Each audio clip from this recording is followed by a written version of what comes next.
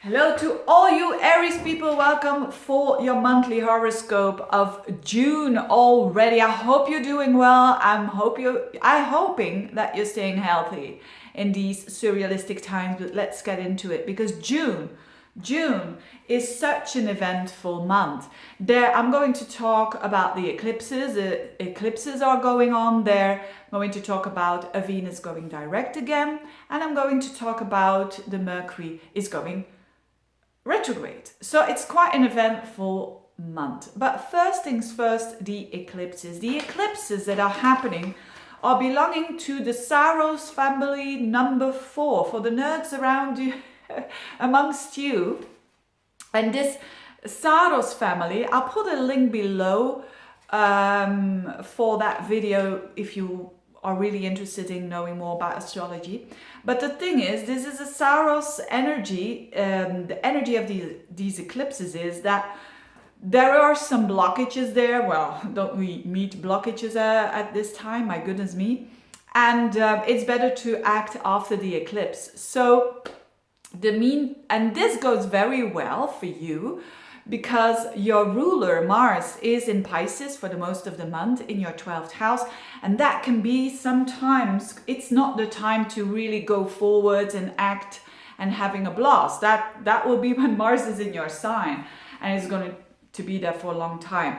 But basically what it means is that the pitfall for the Aries people for the month of June is not undermining yourself, not pulling yourself down, basically, not self-sabotaging, because Mars is going to be with Neptune as well, squaring up with Venus in your 3rd house. So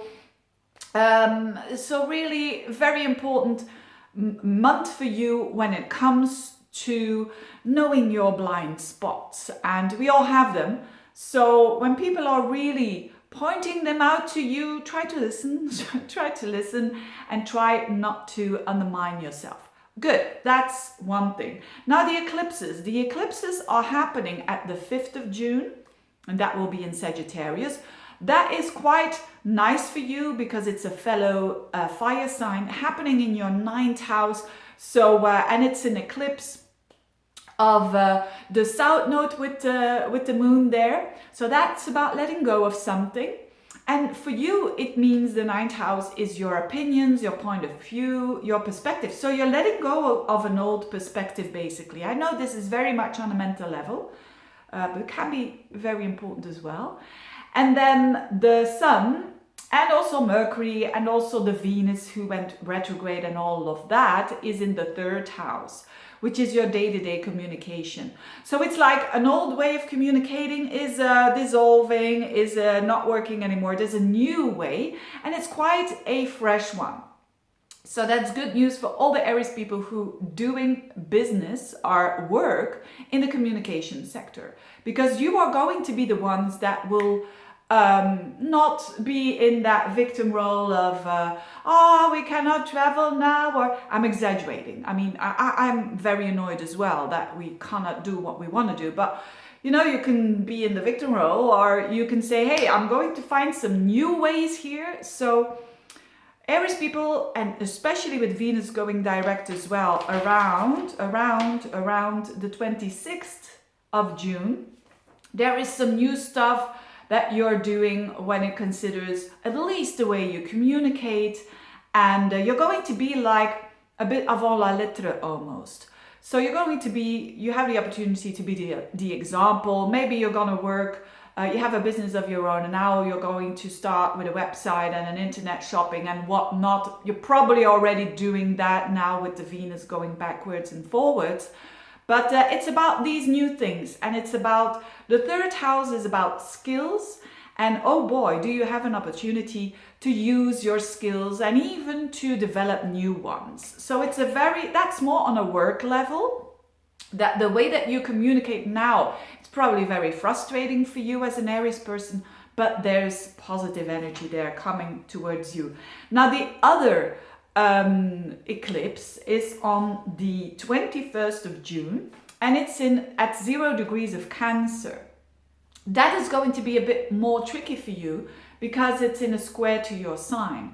And especially the early born Aries people will feel it the most, because it's the North Node with the sun and the moon. It's a solar eclipse here, with the sun and the moon together in your 4th house. And Mercury goes retrograde there as well. So there is also stuff happening at the home front.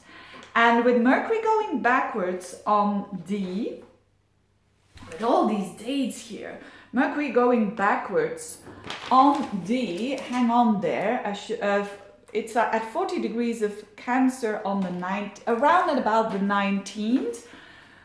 It's about thinking differently, or thinking about your roots, thinking about your home, thinking about your connections with parents. There is a shift there.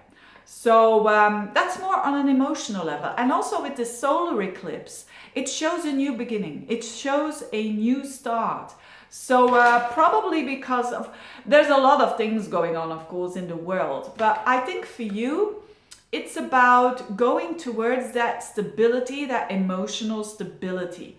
And it's like almost, you could say, the last chance to fix things or to make sure that you have that emotional stability. And it's, of course, something from within. So that is very nice indeed, although it might be a bit of a struggle because it's squaring up to your energy there. So, but definitely it could also mean with if you're not living, if you're living at a different place, that you go back to your home or to family, to relatives, and going to visit them could be the case as well. It could also mean that you think about your childhood, and there is some sort of a new beginning when it comes with family matters. There could be but it's just a start. It's an eclipse, so it's quite fatal, so to speak. And but there's a newness because it's the North Node there with the solar eclipse. The other eclipse was with the South Node. It's about letting go. This is the North Node. It's about a new chance that you have. And last but not least, I want to mention this because it's so important and such a beautiful connection between Jupiter and Pluto. Jupiter and Pluto are going to connect again at the very end of the month, so to speak. On the last couple of days of the month, you will feel that. And that already happened at the end of March and beginning of April. It's going to happen in November as well. So it's the second time. Now for you, this Jupiter-Pluto, it means opportunity and big opportunities and expansion. That can be quite transformative. It's happening in your 10th house of work. And at the end, around the 26th to 27th of the month, the moon will be in Virgo. So that's a beautiful trine between the moon, then in your 6th house of your work. The 10th house is also a work house. So there is something positive, something expansive for you when it comes to work around the end of the month. It could also mean financially that it's pretty good, you know, because Uranus is in your 2nd house. All of a sudden there could be some windfall there. So it's not a lot about relationships. I know that it's not about you know, your 7th house, 5th house is not really activated, but with Venus in the 3rd house, I think relationships, it's not the big time of they're gonna break or make or whatever, but I think the way that you communicate is shifting in a positive way for you, and that can help you with all your relationships. So that is fine. Having said that, I thank you so much for your attention, for you watching my videos, for you supporting me, doing personal, ordering personal readings and whatnot. Thank you so much, and see you next time. And stay healthy and good and well, and enjoy if you can. Bye bye.